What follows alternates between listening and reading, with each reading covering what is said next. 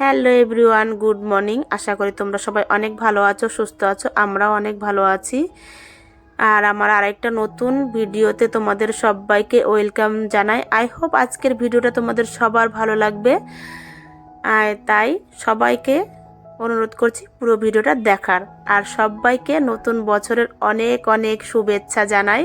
সবাই এই বছর খুব ভালো কাটুক, সবার ভালো থাকো, সবাই সুস্থ থাকো এই কামনাই করি। আর পিছনের সমস্ত কিছু দুঃখ কষ্ট ভুলে গিয়ে এই বছরে সবাই সুখী থাকো, হাসি খুশি থাকো।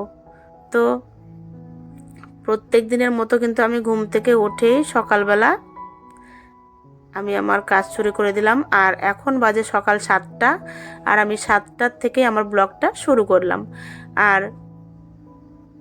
প্রত্যেক দিনের মতো আমি সকালবেলা ঘুম থেকে উঠে ফ্রেশ হয়ে বাসি জামা কাপড় ছেড়ে নিয়েছি। মানে ঘুম থেকে উঠে নয়, ঘুম থেকে উঠে আমি অনেক কাজই করে নিয়েছি।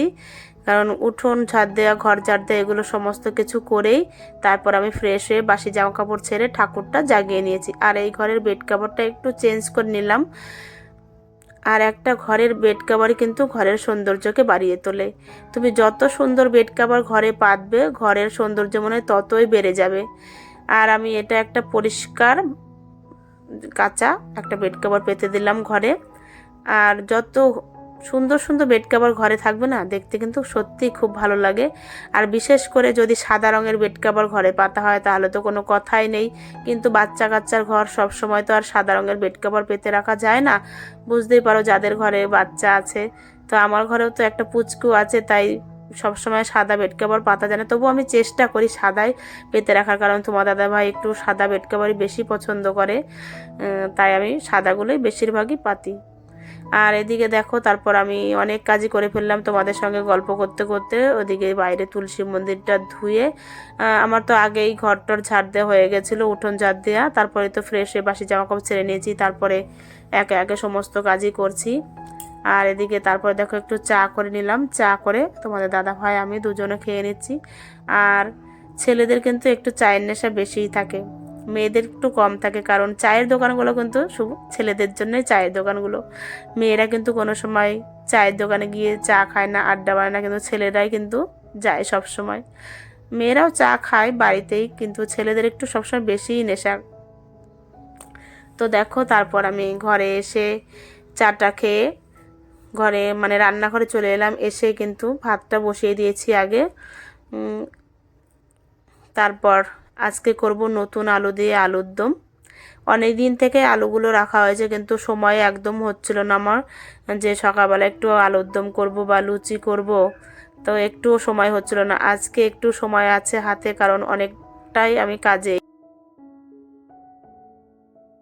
আর এই কটা দিন করব কি করে, মানে এত শরীর খারাপ ছিল আমার, সময়টাও পাচ্ছিলাম না, আর শরীরটাও খুব খারাপ ছিল। ইচ্ছে করছিল না যে কোনো রান্না বান্না করি বা কোনো কাজকর্ম করি।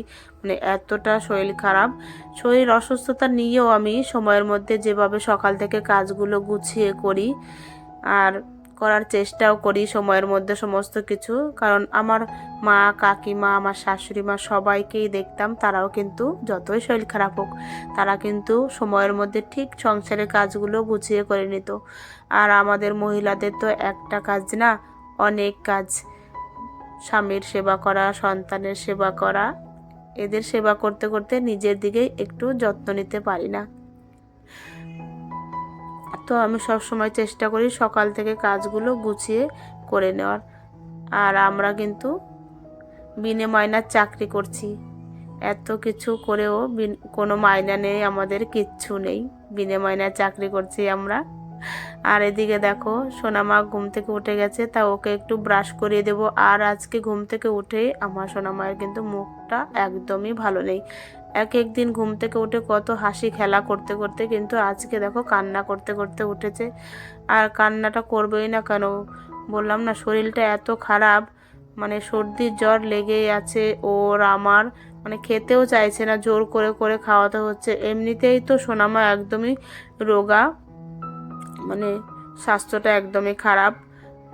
তারপরে যদি এমনভাবে খাওয়া দাওয়া না করে তাহলে কিভাবে চলবে বলো। তাই একটু জোর করে করে ওকে খাওয়াতে হচ্ছে। এতে আমার কিন্তু অনেকটাই সময় লেগে যাচ্ছে ওকে খাওয়াতে গিয়ে। এমনিতে আমার নিজেরও শরীর খারাপ, তার মধ্যে সোনামাকেও ঠিক আমার কেয়ার করতে হচ্ছে। তো দেখো আমি তারপরে আজকে ভাবছি বালিশ টালিশ ব্ল্যাঙ্কেটগুলো সমস্ত কিছু একটু ছাদে রোদ্রে দিয়ে দেবো, কারণ সকাল থেকে আজকে কিন্তু খুব সুন্দর রোদ্রটা দিয়েছে।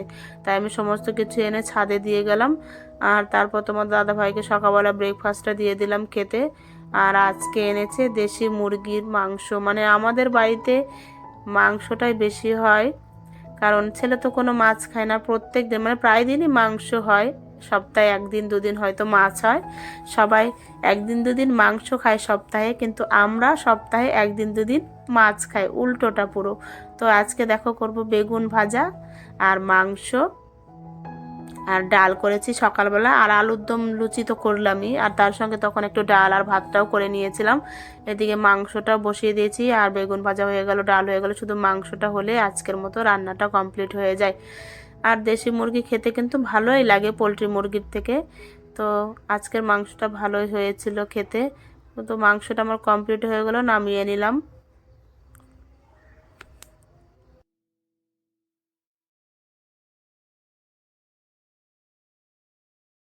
রান্নার পুজোটা যদি হয়ে যায় না, দেখবে কিন্তু পুরো সংসারের পুরো মানে সব কাজই শেষ হয়ে যায় এমনটা মনে হয়। কিন্তু দুটো তো আর একসঙ্গে করা যায় না, হয় এক এক দিন পুজোটা আগে হয়, আর না হয় এক এক দিন রান্নাটা আগে হয়। আমার এখন সমস্ত কিছু কেমন যেন গরমিল হয়ে গেছে, কাজের কোনো মিল পাচ্ছি না, আর সমস্ত উল্টো পাল্টা হয়ে গেছে আমার কাজকর্ম। আবার হয়তো গরম আসলে হয়তো সমস্ত কিছু ঠিকঠাক করে হবে আমার কাজ, তখন একটু বেলাও বড় হবে। কিন্তু এখন আমি বেলার সঙ্গে একদমই পারছি না। ঘড়ির কাঁটা মনে হয় ঘোড়া কেন চিতাবাঘের থেকেও বেশি দৌড়াচ্ছে, এত দৌড়াচ্ছে যেন আমি ওর সঙ্গে আর পেরে উঠছি না। তো এইভাবে গরমিল করে সংসারের কাজগুলো আমি সমস্ত কিছু গুছিয়ে করে নিচ্ছি সময়ের মধ্যেই। একদিন হয়তো রান্না আগে হচ্ছে, না হয় একদিন পুজো আগে হচ্ছে, মানে কোন দিকটা যাব বুঝতে পারছি না। যেটাই করব কিন্তু ঘুরিয়ে ফিরে সেই একই সময়ে আমার কাজগুলো শেষ হবে, তার সময়ের আগে আর শেষ হবে না। তো দেখো রান্নাবান্না শেষে আমি ঘর দুয়ার সমস্ত কিছু মুছে, রান্নাঘরের গ্যাস ট্যাস মুছে, বাসন মুছে সমস্ত কিছু পরিষ্কার করে নিয়েছি। তারপর দুপুরবেলা খেতেও বসে গেলাম। খাওয়া দাওয়া শেষে বাসনগুলো মেজে একটু উল্টে রাখলাম, ওই গামলার মধ্যে জলটা ঝরুক, তারপর বাসনগুলো পরে গুছিয়ে রাখবো। আর তারপর সন্ধেবেলা একটু সন্ধে দিয়ে নিলাম তুলসী মঞ্চে, ধূপকাঠি মোমবাতি ধরিয়ে, যেটা আমি প্রত্যেক দিনই দিই। আর সন্ধ্যাবেলায় তুলসী মন্দিরে একটু ধূপকাঠি মোমবাতি দিলে না মনটাও একটু শান্তি লাগে। তারপর একটু পুরো ঘরে বাড়িতে ধূপের ধুনো দিয়ে দিলাম, আর তারপর একটু চাটা করে খেয়ে নিচ্ছি। বললাম না এখন একটু চায়ের নেশা আমার হয়েছে, সকাল সন্ধ্যা দুবেলা, মানে আগে তো একদমই খেতাম না, আর এখন তাও একটু হয়েছে। আর রাতের ডিনারে আজকে করে নেব রুটি আর সুজি, গুড় দিয়ে আজকে সুজিটা করলাম গুড় দিয়ে আর দুধ দিয়ে, ভালোই হয়েছিল খেতে, মানে খেজুর গুড় দিয়ে। তাহলে আজকের মতো আমার ভিডিওটা এখানেই শেষ করছি। যদি ভালো লাগে তোমরা কিন্তু অবশ্যই একটা লাইক দিও, সুন্দর কমেন্টস করো। আর নতুন বন্ধুদের অনেক অনেক ধন্যবাদ, তোমরা যারা আমার ভিডিও দেখছো কিন্তু আমার চ্যানেলটি এখনও সাবস্ক্রাইব করিনি, অবশ্যই সাবস্ক্রাইব দিও। Okay bye, tata, good night.